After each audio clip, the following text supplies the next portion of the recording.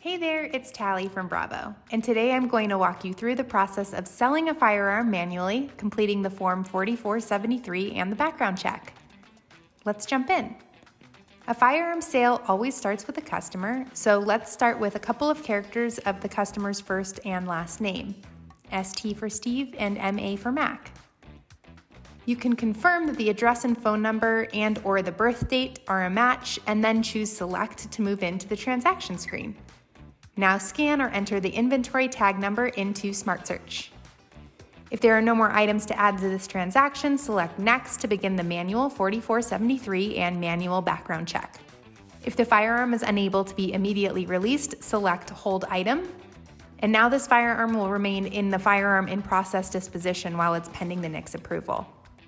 To complete this hold sale transaction at a later time, in the Transactions window, select the firearm from the pending transactions on the left of the Bravo dashboard, and then choose Firearm in Process from the right panel to display this dialog to approve, deny, or hold the NICS background check.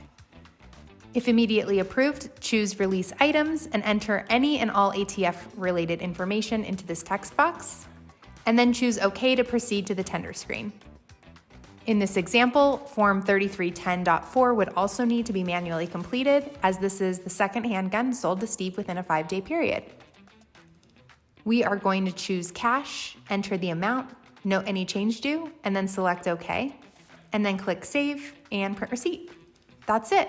For additional questions, give us a call at 888-407-6287. Thanks, and have a great day.